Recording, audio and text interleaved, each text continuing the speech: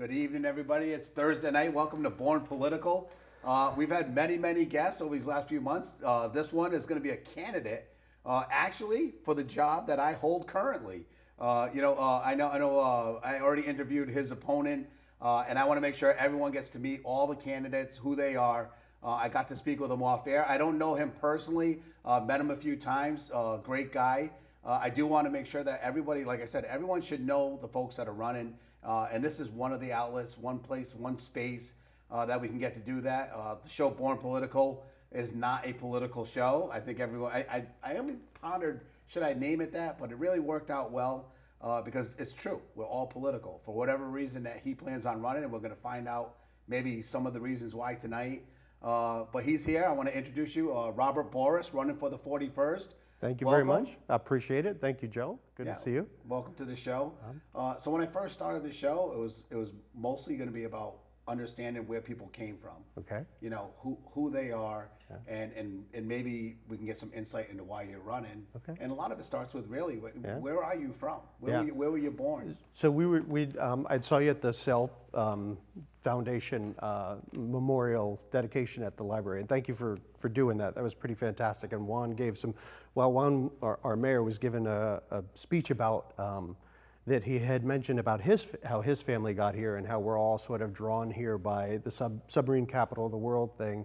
And that's kind of my story as well. My dad came here, got a job with the Navy with the supervisor of shipbuilding, and I was 11, and he started a company after he left that job, and got a house on Thames Street, and that's sort of how my family came to Groton.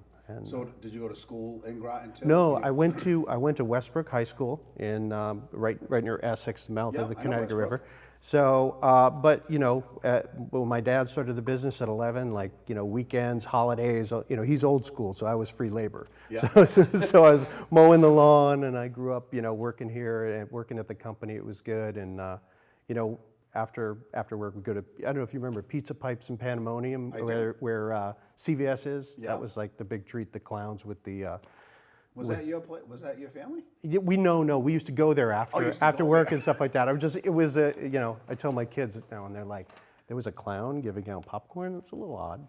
But I love that place. Yeah. That was like that's like a treat, right? Yeah. You didn't go there all the time, but when you did, it's almost Exactly. like a Dave and Buster's now, except the video games are nowhere near what they are today, probably. Yeah. So you're a Connecticut guy, and you have how big is the family? Like brothers, sisters? Yeah. So I have a younger sister, Lisa. She's 7 years younger than me. Yeah. And and just my parents and I, and I have two kids, two daughters, Ava and Olivia. Ava is 17 and Olivia is 15. Well, I see your daughters on Facebook. I see them helping you out. Actually, when you guys were down at the concession stand, I wasn't there that night, but I saw the pictures, and I know I talked to Council Franco. Yeah. She was very appreciative of all the help she received. Yeah. That's one thing about Groton. I mean, both sides of the aisle. Yeah. A lot of people went down and helped out. We know the league is struggling. And has been for people and for help, and to have people reach out and do that was great. Well, it's a really nice way for everybody to participate and spend time with your family, meet everybody in the community. I was grateful to do that. So yeah, that's a great time, I think. So you graduate Westbrook. Now your younger sister's 7 years younger, so you're almost like a. Yeah. I call my little sister I'm like an uncle-ish. Yeah. I mean, I'm always her brother. Yeah. I shouldn't say that, but the gap in age makes it almost like, because you're graduating high school, and she's just getting into middle school. I taught her how to play softball and all the little stuff. Yeah. So there's a different dynamic with the age. Age difference. Yeah. And even that creates the Born Political part in my head, because it really, your position in the family sometimes creates, like, maybe you were the babysitter or you weren't, or you were the, just those little different things. So you graduate Westbrook High. Correct. And did you go right to school, or what did you do? So I did my undergraduate at Syracuse. So the whole time I was working at the company, so put myself through undergraduate, and I went to Syracuse. I did undergraduate in political science and English, and during the summers, again, working at the company, we did a lot of technical publications at that time. We were doing writing work for Pratt & Whitney, so I learned how to do, edit documents, and there was simple data input for that, tagging and stuff like that was some of those skills. So yeah, it was fun. So I enjoyed Syracuse and Orangeman. It was fun. So the big orange. So you were there in the years with. I mean, they had some really good football teams too. Yeah, the carried on. So that was one of my first very mature decisions in my life. I had gotten into some schools in the warmer weather, and I gotten into Syracuse. And Syracuse was a great program, and it was cold up there, so I knew I'd be in the library and not like at the games or You pre-thought that out as a young person. It was the first. I played soccer and things in high school and other stuff, so I was. Academics weren't the first priority, when I was in high school. So when I got to college, it was I buckled And you have to make that, and it has to be the first priority in college, or you're not there very long. Exactly. What's the point of spending the money and making the investment and things like that? So it was a mature moment. So we were on opposite sides. I didn't go to college, but I was a humongous Georgetown Hoya fan. Okay. And I'm guessing when they came to town, it was probably pretty wild. It was pandemonium. Because back in those days, I mean, how old are you? Yeah, I'm going to be 52 October 3rd. Oh my God! Wow, you made me say that out loud. In March I'll be 52. Okay. So you're a little bit older, but you remember the Hoyas and the Orangemen and the that's because you were in school when that was like at the height almost. Yeah. That's kind of a really cool time. So then you graduate college. You do the tech pup writing too, by the way.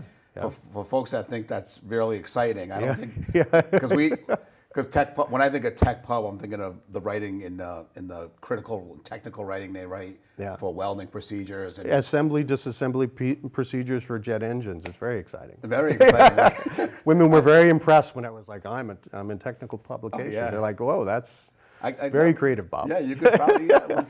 I'll put you to sleep. I know. But it's so critical to have that. So I think, and then being in this community. So your dad's a soup ship guy. Yeah. Tech pub is that's something that he lived by. That's their Bible. Yeah. Pretty much, they work with that every day. Yeah. And so you got into that field, was it because of your dad a little bit, or? Yeah, so in high school we started doing some writing work for Sikorsky Aircraft and Pratt & Whitney, doing the overhaul manuals and things like that. And actually, that's kind of how we got into software. We saw an opportunity when web technologies came on board to use some of the HTML, like what drives the backbone, SGML for the web, to tag these documents and create a tool that the maintainer could use to overhaul. So instead of like a manual that few people read, like a lot of times people who are really subject matter experts in these areas, they don't need the manual, like the old timers and the thing, So, but you have it in the shop floors. So we came up with a tool that created an ability to do up and down parts, look up spare parts and things like that. And so that's how we got into the software management, software data system, which I started doing later on. So, and that's early stage now. I think everything comes that way now. When the Navy creates a document where you're going to build something to put something together, there's a digital format for it at the same time. But everything is, it's got to be so clear and precise when you're doing this kind of work. Yep. Absolutely. You're doing a jet engine. You're happy to know that there's a guy writing a document on exactly how to maintain something, and hopefully someone's following it exactly the way you wrote it, right? It's true. I mean, the fault tolerances on a lot of things are, there's serious safety issues and things like that. So it was a great experience in the beginning working with writing the documents. Later on, I think a lot of times in software, people design software and they don't really know what the application is. Like you have a software guy who's writing a program for real estate or something, but they're not a realtor, so they don't know how houses are sold or what data you really need. It's the same thing with like maintainers in the shop. By going with the guys who turn the wrench, you're talking with them, you're able to build a tool that they can actually use that makes their job easier rather than just, hey, I think it's cool. And they're like, yeah, but we don't use it like that in the shop. So that was fun, and that's when I really first got really excited about innovation and like how I can participate in what I could do for a career that would be exciting for me that has value. So now when did you go right into? I know you were working for somebody with Pratt, and then did you start your own, or you were in your family business? Yeah, no, pretty much my whole life I've been in the family company working on it. We. After the wall fell, we had some opportunities to support the Air Force and the Navy globally. The Air Force licensed our software, so I was able to fly to Belgium and train people doing some stuff like that. And we had some work at Tinker Air Force Base for a little bit. And, Yeah, it's been a really cool journey. Like I said, seeing your software used and maintainers, especially in the defense industry, using it to support the warfighter and everything. It's a pretty cool thing. So yeah, that's And that's what you do today, to this day, or are you still yeah. involved? Today we have the Air Force is still a customer. They license it, but we also host technical publication for Rolls-Royce. Like Rolls-Royce helicopters in particular. If you're doing maintenance on a Rolls-Royce helicopter, you're in our system. So Okay.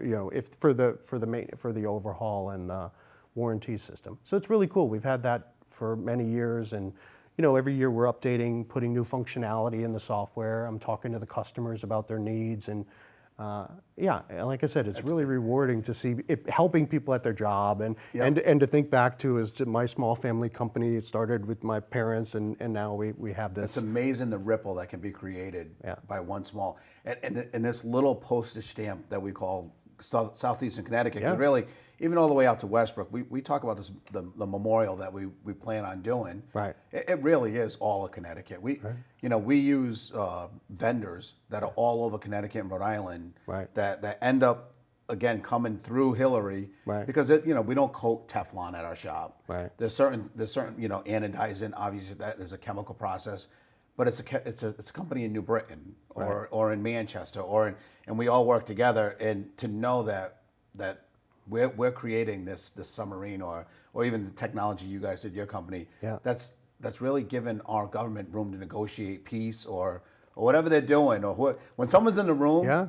It's not they're not negotiating with our guys at the table because they're not afraid of us. Exactly. There's it's all built here, and you have so many really smart people. Like Yeah. as a kid, I started to look around. I'm like, and that was during the Cold War, and like, what is this? What is this company doing? There's just so many. Whether it's the sonar systems, you have Theramahan now that's doing underwater drones. Yep. It just sort of flies under the radar how critical this area is to national defense, and how much access we have to great talented people that are super geniuses in a lot of areas. Yeah, and you mentioned off air, even being able to have the opportunity to knock on doors and talk to people. You probably meet people that you go to this little door in this little ranch, and they'll open it up, and all you're saying, wow, I didn't know that person lived there, or I didn't know or this opinion that they have means something. So I know you said you enjoyed it, right? Yeah. Any experiences that you thought were just worth sharing? Well, it's funny because I was saying it's a different animal knocking on people's doors. It is. Unless you're in politics, it's very unnatural. So I was one of those people that I was not as receptive as someone. I wasn't, if someone knocks on your door, I was, what's going on? Is everyone all right? Is there an emergency? So I had to get used to that imposition, but it's so much of a part of our political process that you just have to, so. I think just reading it when they say hi, if someone wants to engage, whether they want to talk about issues or not. I haven't had any bad experiences. I've had people. So I'm an independent and on the Republican. So obviously on the Republican side, some people can have strong opinions about the affiliation. So you listen to that, and most times it's been a constructive conversation. Someone will listen to policy and will get away from just a generalization and then talk about your personal issues. What do you care about in town? What brought you here? What was your job like? What do you care about? And they'll ask me why I'm running, and it ends up good. So it's part of why I got involved in politics now. I think we're at a stage where we're kind of done with so much vitriol, and people want to get down to maybe. I hope you're correct there. I really do. I'm the optimist too. Yeah. The ultimate. I'm also the guy that predicted Facebook would change the world in a good way. Yeah. And I will say this much, as much, and again, the only news that gets reported will be the horrific stuff. Right. Will be the murder. Will be the car accident. Will be the fire. All that stuff will happen. But rarely, every day I see a GoFundMe where something happened terrible to something locally, and they were able to raise $3,000 or $4,000 or $5,000. Those are small little fundraisers that work and don't get advertised, and no one really thinks much about it. But there is a lot of good that happens that came from Facebook. I mean, I'm the positive guy. Well, I think the thing is with technology, the world transformed so quickly with the internet. Like I talked to my kids, and like I did my dissertation, I went to the library, had to make photocopies, and they have Google from day one. And I think that it just, the bad people got on the internet as well. Social media, you're getting propaganda on every issue from every side. It's sort of like low-grade psychological warfare, and people weren't prepared for that. Like people are social, and you're used to being in your community and talking to your neighbor. All of a sudden, like someone's beaming in from somewhere else to have an opinion on every issue and make everything super political. And so I think things are settling out now. We're sort of trying to figure out how to deal with that, and the new generation has a better handle, I think, a little bit on it. But there's a lot of effects on it we have to address, I think. And just the amount of change in 30 years is ridiculous. They're inundated with news, and I think growing up, if you and I read something in the paper, it was big. Right. Someone said, "Oh my gosh, I saw you on the front page of the paper." Right. Huge. People would maybe even remember that for a couple of years. Hey, I remember you on the front. And now the front page of the paper is just this little thing they swipe by on their phone. And you had three stations: ABC, NBC, and CBS. Now you have everything. So it's good and it's bad because it elevates certain speech to a level that it makes it appear. Like if you look out the window and it's raining out your window, you think it's raining every day, and people can control what's out your window. It's that little portal in your phone. Yeah. So I think, like I said, there's I don't know, there's some legislative things we can do, but I think it's a lot of just understanding and reacclimating to a new environment where information is pumped at you all the time. I think it's a lot of it's education. I tell everyone, no matter what generation you are in or what era you are from, you have to always remember, if you're seeing a story or hearing a story, how's it being produced, and is it benefiting somebody? Are they keep reporting all this really horrific stuff because the more people click on it, the more they sell? Yeah. And that's how newspapers were. They were just as guilty, right? Yeah. They did the same thing. Yeah. I think the part of it is just educating people to that's what it's all about, so they can make their own decisions about it. Because you can't, everybody's going to leverage it and play with data in a certain way and try to shape your opinion by leaning it in a certain direction, positive or negative. You just, as long as the consumer and the kids kind of get an understanding to how to assess facts, like we can get our basis, our foundation back, right? I just even reading past the headline, a lot of times you say, "Oh, that's not not at all what I thought that story was going to be about." But again, the headline will it's almost clickbait, right? So they can say, "Well, 2,500 people clicked on this story, so now because you're advertising with me, you got to pay me X amount of dollars."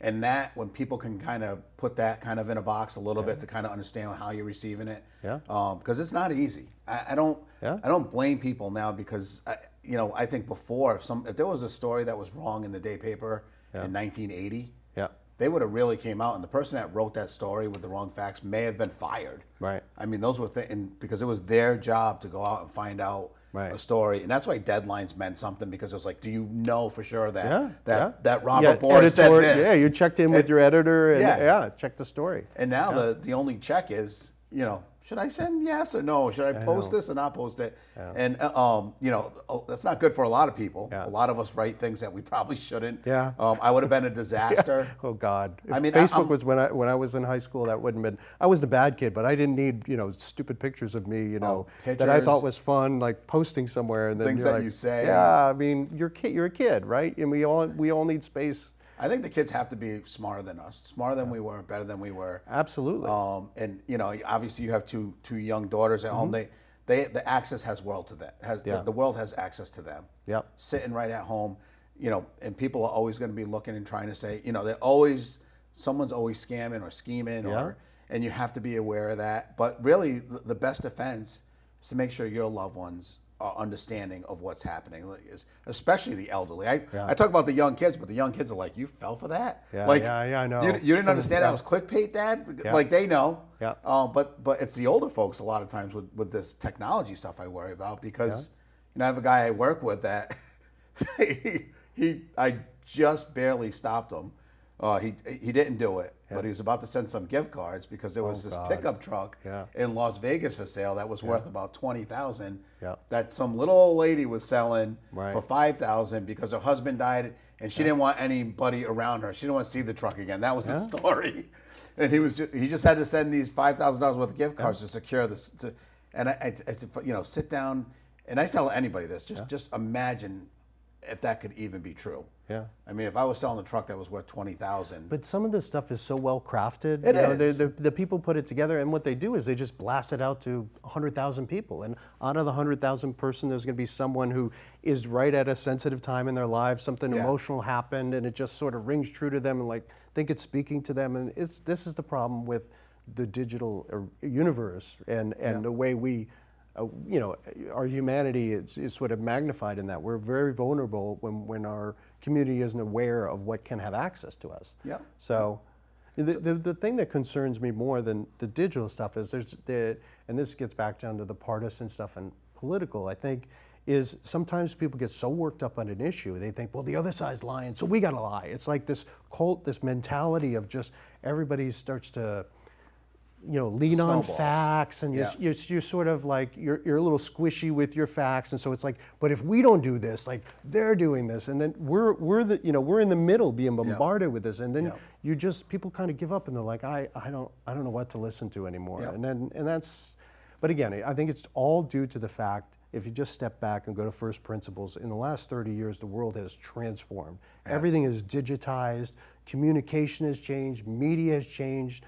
30 years ago, like the cell phone, like when you used to go to work in the morning, well, you were in the office, but I worked in the field, and your family had no connection with you. You left the house at 6 o'clock in the morning, started at 7, got out at 3:30. I was home at 4:30. Yep. There was 12 hours where, and I think it's the urgency at which your phone rings and you think you have to answer it now because someone's just calling you. Right. But that wasn't even possible 15 years. I mean, for a lot of people, even 10 years ago, cell phone plans were still by the minute, 10 or 12.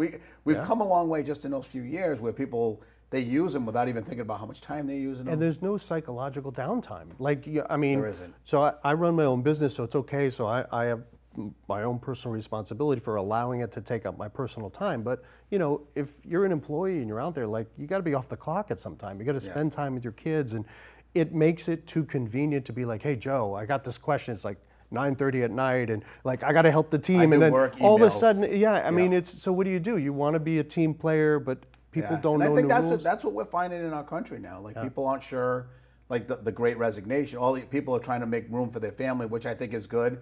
And then there'll be some happy medium where they come back, and we'll figure that out too. We always do. Yeah. We only have like 7 minutes. Me and you. Okay. I mean, this is a great interview. I mean, I really enjoyed talking and meeting you. But with a few minutes left, is there anything policy-wise that I know everyone goes to Harvard thinking that there's this one thing, but when you get up there, and I can tell you in advance, the amount of questions and policy decisions and things that you vote on. They come at you a mile a minute, and everyone says, well, you're not experienced enough for this or this or that. But it all comes back down to your family values. Right. Every single decision does. Right. Because you'll get the information. Right. It'll come to you, and then you have to decide but is there something that, on your way up, you're like, there's something I think I could change, or... Well, I just want people to feel more like they have a voice. I think part of the problem is, regardless of your party, a lot of people just feel like it doesn't matter. Like, what I care about doesn't matter. It's just the system sort of eats it up, and it's just sort of, they get just disenchanted about participating. So I started getting involved just by getting involved in the Chamber of Commerce, and my company got to a point where, at my career, I had the ability to physically be here more. So I could go to town council meetings, I could get involved in the Economic Development Commission and see my friends and neighbors next door and have an opinion and show up time after time. So that's what brought me here. So I just feel like, I don't know, I see the good in our community. I grew up in a simpler time when we all worked together. I see the effects technology has had in splitting that apart. And like you said, there's so many good things technology can do to bring us back together. It's sort of like, I think that's where I'd like to try to take partisanship aside. It's a local enough position that I can reflect what we need in our community and make sure it's heard up in Hartford. We're different than, I know you've been doing it forever. The character and nature of this area is different than most other areas. And so people have opinions on stuff, and they should feel like they're heard, whatever it is. And that those issues are taken into account when we deal with housing. Some of the big issues with, we have a serious housing We're issue seeing here. that now. I was on the housing committee, Yeah. and there's a 830G bill that anyone comes it's a very hot issue. Right. But the ultimate end, and I know we have our different opinions on how we get there, and even on our committee, Right. even amongst Democrats and Republicans, they were split on how they thought we should do it. Right. But if the end result is that we want our kids to be able to afford to live here, Right. we just got to figure out how to do that. And Yeah. what we're seeing even in New London already. Yeah. And even the kid that sits next to me keeps saying, Joe, I'm not going to be able to rent in this area anymore. And it's quickly outpacing salaries. Right. And how do you approach that? One thing that I try to figure out how to get past is a lot of the discussion seems to gravitate towards local control or Hartford control, right? Yeah. And there seems to be a misunderstanding of local control as in, people in our community need to have a voice of changing this stuff. We need to address our zoning regulations and those other things. It's not to avoid a problem, it's to participate in it. We should have, more town meetings, more discussions about what we need to do, why don't we have the development happening, why don't we have affordable housing. I'd hate to see it get to be a discussion between two camps that want like control in Hartford or control locally. We have to get action on this issue. And a lot of times partisans take it in one direction. People rally around like, this is code for this and this is code. It's just, I think that everybody in the community wants to solve the problem. We're not doing a service if we just allow it to break down into those two camps. So, And I was representing the 41st, the old 41st, which, again, if you become the representative, the 41st is different than it was just this year, right now.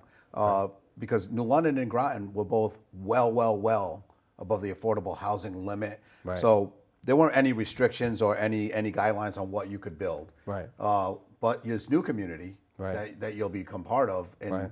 and it's a hot button issue over there. Affordable housing. I think what we have to change probably is a connotation that affordable housing means that your neighborhood's going to go to heck or and that's not really true. Exactly. But the other thing is there's been some terrible things that have been done in the past for affordable housing. Like HUD properties aren't well maintained. Like we have the issue of Branford Manor over here. Yeah. And we need to have better oversight for that. So you can say to the community, you're not going to lose control of being able to help your neighbor by having federal and state kind of housing participation. And I think, again, it's a conversation. We have to just address it at every level. It can't be simply... Go at it as a problem, not a partisan problem. Yeah, it's go just at it as just a get common problem. Yeah, I mean, it's our community, right? Yeah.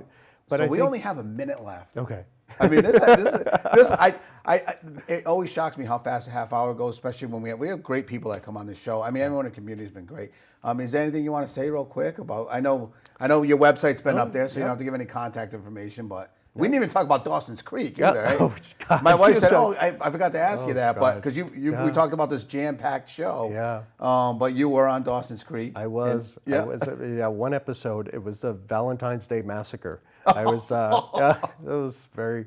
That's awesome. I have a funny Soprano story, but that's good. another time too. Well, I'm we very grateful. are out of time here once again. I want to thank Frank in the studio. He's been back there by himself. But I really do appreciate you coming on the show. Everybody meet the candidates. And when they knock on your door, don't lay on your belly and hide under the couch. Come out and meet them. There's two people running for the 41st. When they knock, come and see them, see what they have to say. It was a pleasure having you on the show. Thank you for being on the show. My pleasure, Joe. And Really good grateful. luck. Thank you very much. Yeah. Appreciate it.